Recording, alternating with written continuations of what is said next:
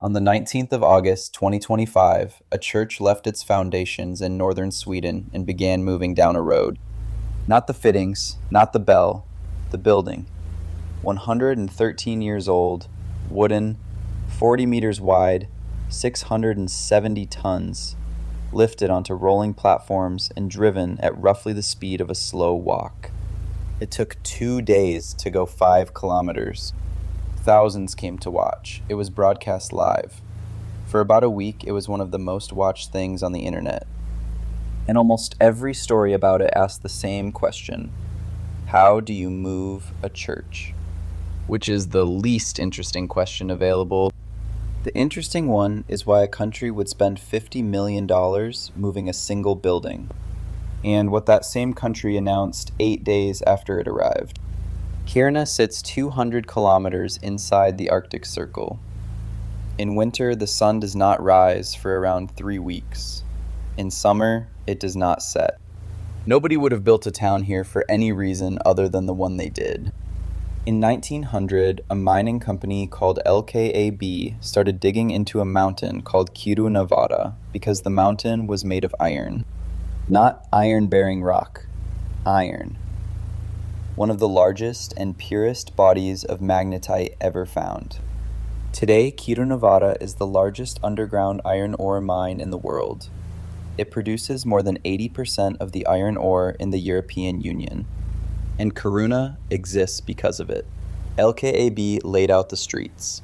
LKAB built the housing. The company commissioned the church, and in 1912 gave it to the town. This was never a town that happened to have a mine nearby. The mine came first, and the town was its accommodation. One more thing, and hold on to it, because the whole story turns on it later. LKAB is not a private company. It has been owned outright by the Swedish state since 1976. Every krona of profit and every krona of liability belongs to the government of Sweden. There is no distant shareholder here to be angry at. The mine, the damage, and the money to fix the damage are all the same pocket. Here is the problem, and it is geometry, not accident. The ore body does not sit beside Kiruna. It dips underneath it, running 4 kilometers north to south, between 80 and 120 meters thick, descending eastward at around 60 degrees, and reaching at least 2 kilometers down, directly below the town. LKAB mines it by a method called sub-level caving. You undercut the ore, and the rock above collapses into the space you have made. That is not a failure of the method. That is the method. The collapse is how the ore comes down, which means the ground above the mine does not stay where it is. As extraction goes deeper, deformation spreads upward and outward, a widening cone of cracked, subsiding, unsafe ground, moving steadily toward the surface. And on the surface, in the path of it, is Kiruna. Not might be affected one day. Measured, mapped, modeled, and advancing on a forecast the company publishes. By the early 2000s, there were exactly 2 options. Stop mining and end the only reason the town exists in a country where this mine supplies most of Europe's iron ore. Or move the town. In 2004, they decided to move the town. And this is the part that makes Kiruna worth understanding, because it is the opposite of almost every story like it. LKAB did not deny the subsidence. It did not commission studies to run out the clock, or argue jurisdiction, or wait for someone else's budget. Chapter 7 of the Swedish Minerals Act makes the company liable for damage its mining causes. LKAB accepted that and started paying. Around 6,000 people and a third of Kiruna's buildings were scheduled for relocation. Some structures physically moved, most demolished, with residents compensated or rehoused. An entirely new town center was built 3 kilometers east. The new city hall opened in 2018, the new center in 2022, while the old one was still standing. Homeowners were offered market value plus a premium. Tenants were found new housing. The timetable was published. The costs were disclosed. Think for a second about how rarely that happens. The usual version of this story is a company that disputes the damage, a government that cannot say whose job it is, and a town that waits decades for a decision nobody wants to sign. The cost lands on the people who live there, because responsibility gets spread thin enough to disappear. None of that happened here. The responsible party was identified, it accepted it, it paid. So this should be the story where it works. Except that in 2017, Sweden's own National Audit Office looked at the transformation of Kiruna and its sister town Malmberget, and its verdict was that the government had not done the work. It had never established what the whole thing would actually cost the country. It had never clarified who was responsible for what. It had never asked whether the way it had split those responsibilities was the right way. And the auditors flagged the specific limit of the company's duty. LKAB owes you for your house. It does not owe you for the effects on the labor market, on municipal services, on the environment, or on reindeer herding. Which is worth sitting with, even here. Even in the version that works, run by a state paying itself, the obligation stops at the property line. It does work in the way it was designed to. People are not left in poisoned houses. Nobody is fighting for compensation in court for 20 years. The buildings that mattered most are being saved instead of bulldozed. And it is still, for a lot of people who live there, a loss. Some of that is what you would expect. You can compensate a person for a house. You cannot compensate them for a street, for which neighbors are within walking distance, which route the children take to school, the shop you have used for 30 years where the person behind the counter knows what you are going to buy. None of that is a structure. It is the arrangement. And the arrangement is what gets broken. But there is a harder version of this, and it is not sentimental at all. The new town is colder than the old one. Not metaphorically, measurably. Research from the University of Gothenburg found the new site can run up to 10 degrees Celsius colder in winter than the place it replaced. 3 reasons. It sits in a depression, and cold air pools in depressions. The street grid is laid out in tall, narrow blocks that keep the low Arctic sun off the ground for long stretches of the day. And it lost the shelter of the south-facing slope the old town was built on. Because the old town was not laid out by accident. In 1900, they sited it and shaped it around the fact that it is dark, and it is freezing, and the sun comes in low or not at all. The new one was designed around a shopping street and a central square. The buildings are better, warmer, better insulated, modern services. People who moved say so. They also say it does not feel like Kiruna, and the study explains part of why, in units you can put on a thermometer. Everything that could be compensated was compensated. The thing that got lost was 100 years of knowing exactly how to live in that specific spot on the map.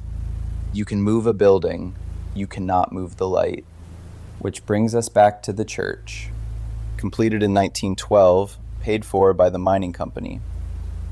The architect, Gustav Wickman, was briefed to build it in the shape of a kota, the traditional dwelling of the Sami, the indigenous people whose reindeer herding lands the mine and the railway had already cut through. In 2001, it was voted Sweden's most beautiful building. Moving it took years of preparation. A purpose-built pair of self-propelled transporters, a widened road, and a route cleared of every obstruction for 5 kilometers.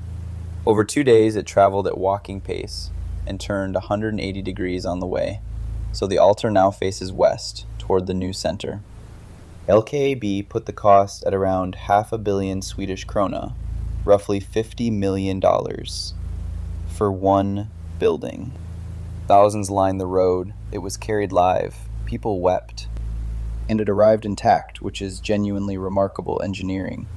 That was the 20th of August, 2025. On the 28th of August, 2025, 8 days after the church reached its new site, LKAB presented an updated deformation forecast for Kiruna. The impact area was bigger than they had thought. An additional 2,700 homes. An additional 6,000 people, which brings the total to roughly 12,000 people, about 2/3 of the town, and an estimated cost of 22.5 billion Swedish krona to be paid out over 10 years.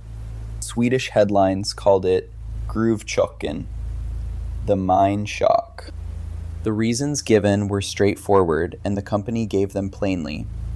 Deformation from current mining is running ahead of the models, and years of further exploration have redrawn the ore body.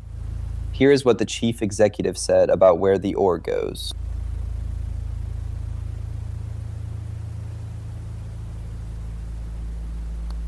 We don't see the end of it yet.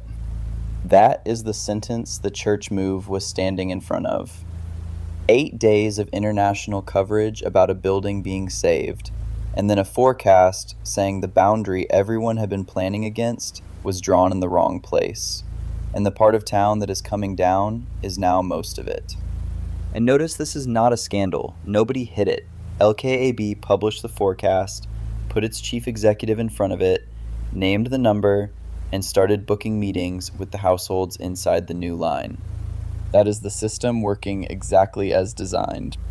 It is just that what the system is designed to do is expand. I keep coming back to how strange this story is. Almost every time a town is ruined by what is underneath it, nobody pays. The damage gets disputed, the responsibility gets spread thin enough to disappear, and the people who live there absorb it. That is the version everybody expects, because it is the version that usually happens. Kiruna is the other one. Liability was identified and accepted. The money was spent, the plan was published, the church was saved. Everything went right.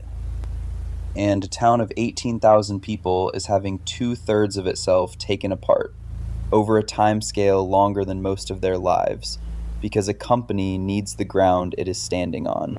Say the rest of it plainly. The relocation is not a rescue operation. It is a purchase. The Swedish state is not moving Kiruna to save Kiruna.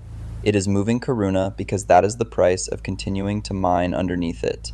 And it is paying that price to itself, out of the profits of the thing doing the damage. And there is no version where the town gets to keep still. The company's own community development director said it. Even if they stopped the mine today, the deformations would continue for years.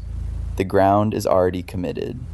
Stopping would cost Kiruna its only reason to exist, and still wouldn't save the buildings.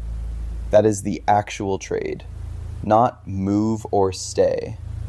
Move and keep the mine, or move and lose the mine.